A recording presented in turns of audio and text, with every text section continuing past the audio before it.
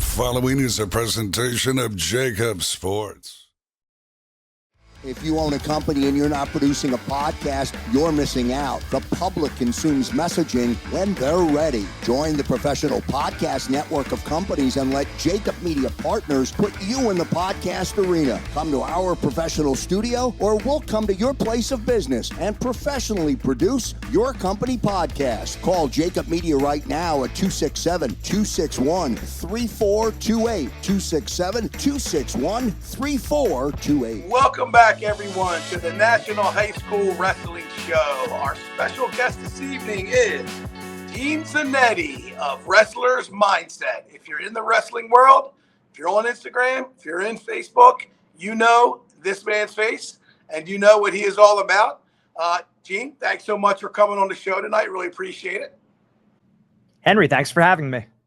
Anytime, brother. So listen, I'm going to be brief with my intro here to turn over the mic so you could load our minds with all this good stuff that you're pitching out here and helping all these wrestlers. So, Jeff, tell me and tell our viewers, what is Wrestling Mindset? What is it about? What's the end game? And how do we get there? Right. So my brothers, Jeff and Greg, myself, we all were top 3 wrestlers in the state of New Jersey. We were nationally ranked, all Ivy League wrestlers at the University of Pennsylvania. Greg was a 2-time academic All-American over at Rutgers. He's now a priest.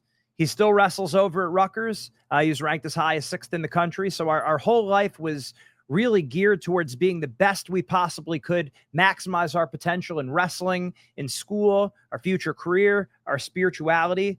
And we know how competitive a society it is, right? We know how competitive things are, and it's only more and more competitive over time. So you realize very quickly that it's the confident people who win the big matches, the confident people who do get the A's in school, the confident people get the date, the confident people get into the school of their dreams, the confident people get the job. So, knowing how mental the sport was in wrestling, I went on to get 2 master's degrees, one in exercise science and sports psychology, and the second in clinical psychology. I became a school psychologist.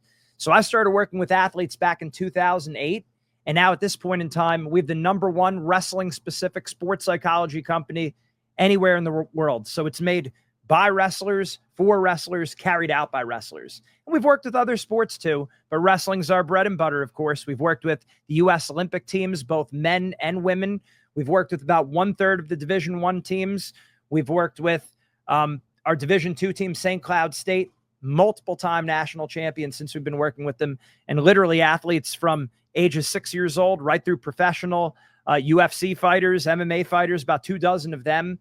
So we've taken some of the most mentally tough people in the world, and we've made them even more mentally tough, right? Great wrestlers come in all different shapes and sizes, but one thing they all have in common is they all have a great mindset. And that doesn't just go for great wrestlers.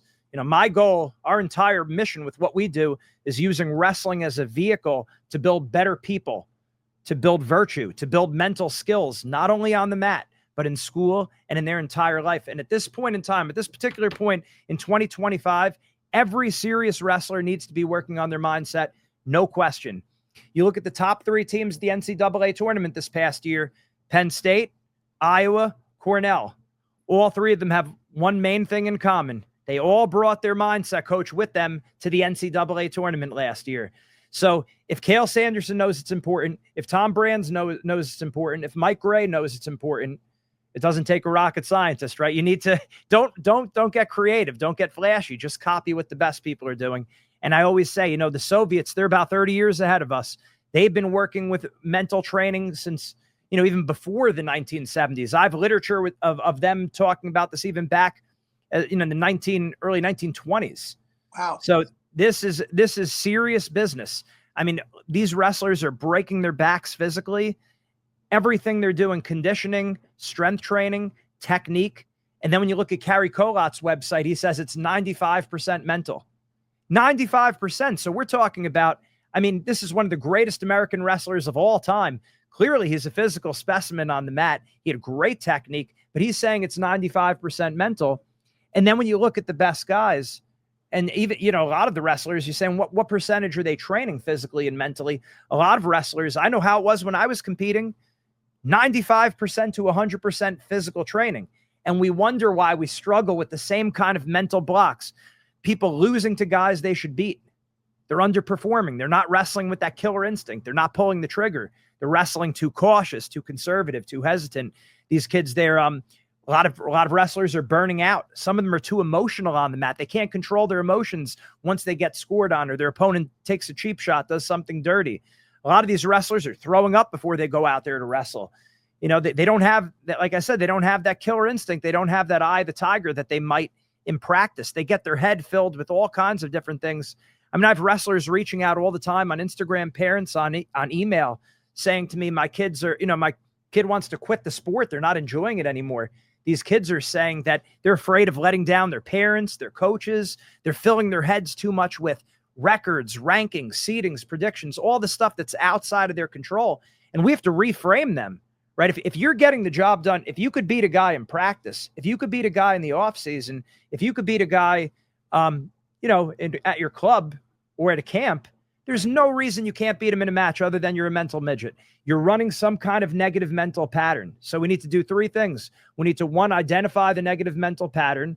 Two, we need to break that negative mental pattern. And three, we need to create a positive mental pattern, a new positive mental pattern. So just like a mechanic who has to look under the hood of the car, what's going wrong, right? You're saying your car is broke. We have to figure out what that is. We find out what that is. We identify, we break it, and then we create a new positive mindset. But most wrestlers have no idea how to do it. And a lot of times these kids need to hear from someone other than mom and dad, other than the coach. They need someone to talk to and open up about their doubts, fears, and insecurities. And frankly, these kids don't want to talk to a counselor or a therapist. They want to talk to someone who's been there, done that.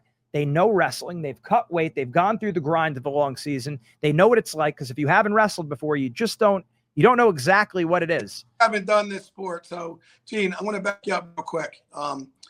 You said the top three schools at the NCAA championships last year brought their is it sports psychologists with them, or their mindset personnel. Now, how would that work during a live tournament? Do they have pre-match talks? Do they let them download after the match? How does that work in that kind of environment? Every kid's different, and you got to address that well before the competition. You can't, and that's the problem. A lot of parents and a lot of coaches are leaving it to chance.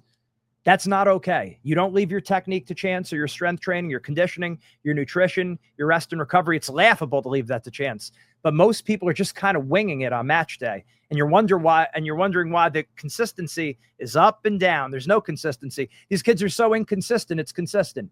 As my coach used to say. Right. And you mentioned something about that first match of the day. Sometimes my son has this. I don't know what it is, what you call it, but the first match of the day, he just always seems to not wrestle well. Then he warms up, then he's fine the rest of the day. But that first morning match, for some reason, is that a common occurrence? I could go into almost any wrestling room in the country, and I could ask, what's your worst match of the day? And usually they say it's their first match. That's a major problem, because as the season goes on, that becomes all automatic qualification matches, or automatic placing, automatic All-American.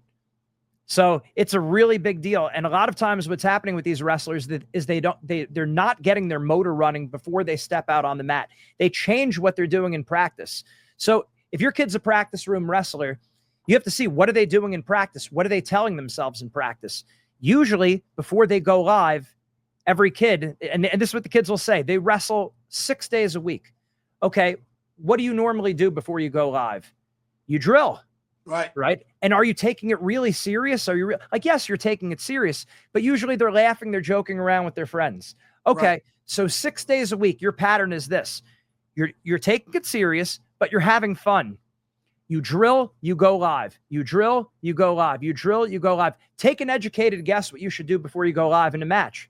You should drill. Yeah. And you should be having fun with your friends. Now, this is not, there's a big difference between joking around and messing around. Right. When we say joking around, the Penn State guys, they're laughing, they're smiling, they're having a good time. I just interviewed Shane Van Ness. That show is going to be coming out next week, that we're going to have on our podcast. But he was talking about it, that before the matches, they strategically laugh and joke around with each other. So they take the mood, they keep it light and fun.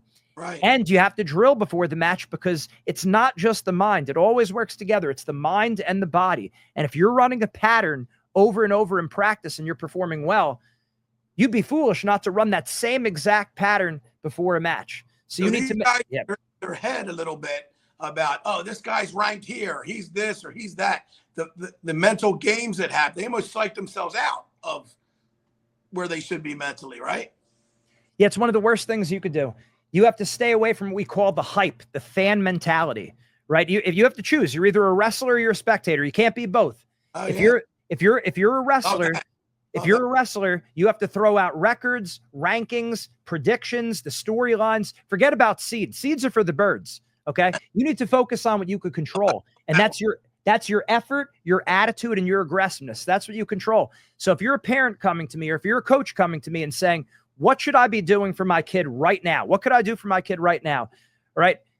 Here's the deal. Right now, if you're a parent, don't bring up wrestling unless your kid brings it up. Okay. Because right now they're already feeling the heat. We're getting to crunch time. I mean, this is the time to win. So your kid's thinking about wrestling enough. He doesn't need mom or dad at the house talking about wrestling. Trust me, these kids are telling us we haven't dealt with hundreds of wrestlers, not thousands, but tens and thousands, and probably closing in on hundreds of thousands. We know what these kids need. They're telling us, don't talk to them about wrestling unless they bring it up. If they bring it up, keep it short and sweet. The main lesson, the main point that your kid needs to hear from you right now as a parent is, I love you and I'm proud of you. That's it. The shorter, the better. Keep the mood light and fun around the house because they're already feeling the heat. You don't want to add unnecessary pressure. Now you're still the parent. They have to do their schoolwork. They have to do their chores around the house. It's not a get out of jail free card for them. But as far as everything else, keep the mood light and fun. Do not let your kids hear you talk about the records, the rankings, the seedings, or the predictions. If you want to do that with your friends, that's fine. Don't do it around your kids because it's making them overthink and it's creating more pressure. That has nothing at all to do with wrestling. What you want to do as a parent and a coach is you want to both verbally and non-verbally reinforce effort, attitude, and aggressiveness. Why? Because that's what's directly in their control. Winning and losing is not in their control. You have to throw that out. That's what's going to add pressure to them. Imagine you're running a mile, and then I give you a 45-pound plate, and I say, let's see if you could beat your best time mile with that 45-pound plate on your back. Right. That's exactly what's happening to these kids when they're thinking about these records, these rankings, winning or losing, the magnitude of the tournament. Treat it the same. Live wrestling is live wrestling. Oh, we have a big tournament coming up. No, we don't. We have another tournament coming up. It's live wrestling. Your kid's done it before. They'll do it again. You treat it all the same. 9 out of 10 times, if you make a match special, you're more likely to lose. Also, scouting. A lot of parents, coaches ask me about this. There are some wrestlers that scouting has helped, of course. But for every one kid that I've seen scouting help, I've seen it hurt 20 to 30. Why? Because kids become preoccupied with their opponent. We worked with the Olympic team back in 2015. We had a wrestler who was a multiple-time national champion. He said he was more physically prepared for the Olympics than any other competition in his life. He lost that match because when he stepped on the line, all he was thinking about was his opponent's move. Watch his headlock, watch his headlock, watch his headlock.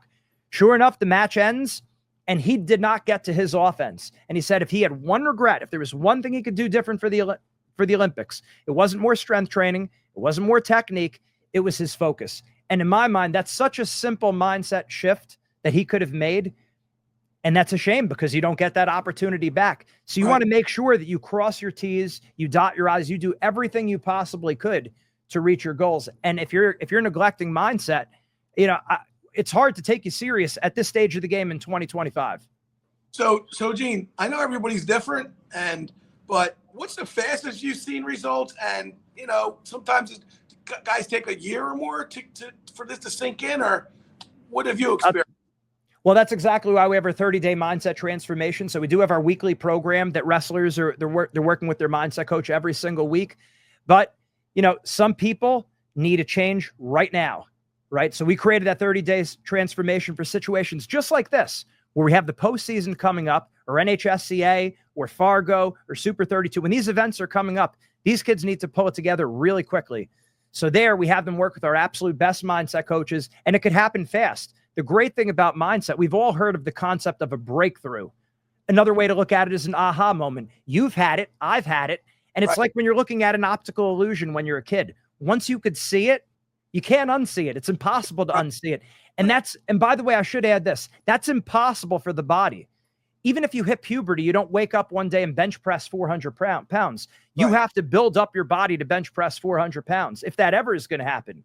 With the mindset, you could make a breakthrough instantly, because once you see it, you can't unsee it. Now, don't get me wrong here. It takes work to bulletproof your mindset. You could make big changes in a month with our 30-day mindset transformation, but still, confidence and motivation, they don't stay stable over time. Kids' confidence goes up and down. Motivation goes up and down. The parameters of a kid's life when they're a freshman in high school versus a senior in high school versus a freshman in college versus a senior in college are radically different. So they need to be working on their mindset all year round. There's no doubt about that. But as far as how fast can a change happen in one area, it could happen very fast. So is it mostly confidence in themselves or more worried about the other opponent? Like, what is the trigger? Like, I mean, what do you dig up? I mean, so Henry, this is where it is. Just like no two fingers on your hand are identical. No two kids are the same. I couldn't tell you. I could give you these general principles, and they're great. Everything I said is going to help your audience here. But in order to know what makes one kid tick and what turns a kid off, if you're a mechanic, I can't tell you what's wrong with the car if I don't look under the hood. Right. So there's general principles that work for everyone, but then we have to see what's going on with each kid, because on top of the pressures for wrestling, I mean, in the past 2 days, how many parents I've talked to, not only are they struggling on the mat, one kid has ADD, one kid's more OCD, another kid could have an eating disorder, another kid's dyslexic. There's all different, there's baggage on top of the mental blocks they're having on the wrestling mat. So you can't necessarily tell each kid the same thing. We have our mindset program to build up these mental muscles, but you have to get in there and see what each kid is struggling with. And once you find out where the weak link is, change comes really quick. So, Gene, you told me that you work with the U.S. wrestling team and some pretty big names, right, in the sport so far? Yeah, and the thing is, what I'll say about that is they're not struggling with anything different than our 8 or 9 year olds. They're just as afraid of letting down their fans, their parents, and in some ways even more because they have more eyes on them. Right. And here's the thing: the kids have more pressure on them than they do now because they're starting younger. Most of these kids have been wrestling since they're 4 or 5 years old. Social media adds an entirely different dimension to it because you could see not only what your opponents are saying and doing, you're watching what your opponents' family, friends, what they're all saying on the comments. It really messes with their minds. When we were younger, you had the box scores from the newspaper. I could tell a kid, hey, put the newspaper away and don't look at it till after the season. And maybe there was like the wrestling forum. But now social media, it's in your face. Yeah. Yeah, you can't escape it. It's everywhere you look, everywhere you go. Right. It's happening. So the young guys are struggling with the same guys, with the same issues as the older guys. And that's why they say, a lot of parents will say, well, my kid will grow out of it. Well, no, that hasn't been my experience at all. What happens is you might get better technically, you might get stronger, but those mental blocks, they follow you up because at the end of the day, you have to fix the problem. You can't get better at math by studying English. You don't get better at history by studying science. If your kid's underperforming, if he's losing to guys he should beat, that's a mental issue. You got to fix that problem.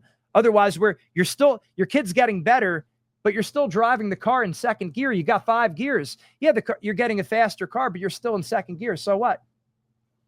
Gene, I love it, man. I mean, so you worked with, did you work with Jordan?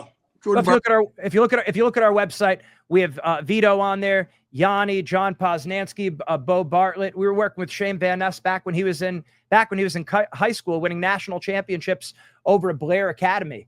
So, like I said, it's no different. Like, I want to stress that to the audience that they're not different than you with what they go through. It's just they're attacking the problem head on. And a lot of times we're leaving it to chance. Can't do that.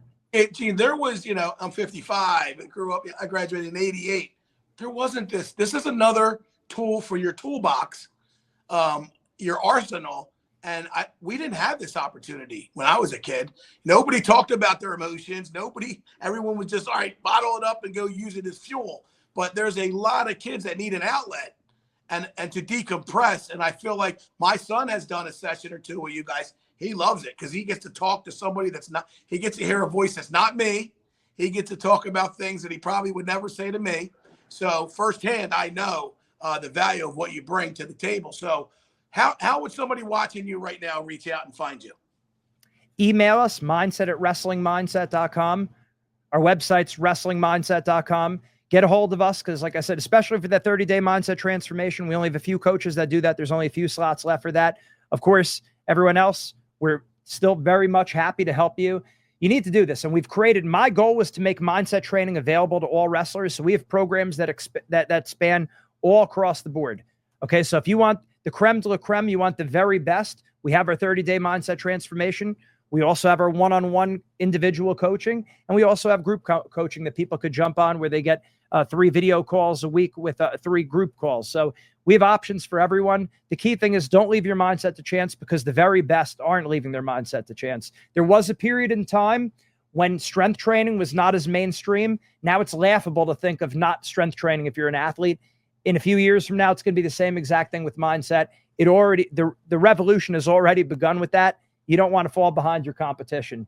So whether it's wrestling, school, business, or life, it's your mindset that makes the difference. All right, there you have it, folks. Jeff Zannetti with Wrestling Mindset. Gene, thanks so much for coming on the show. We will for sure have you back as we get through the state tournament. But I really appreciate you coming on and giving us your time tonight. Thank you for having me. Take care. All right, you got it. All right, we're going to sign off here. Henry Racing signing off from the National High School Wrestling Show. We will see you next week, folks. Good night.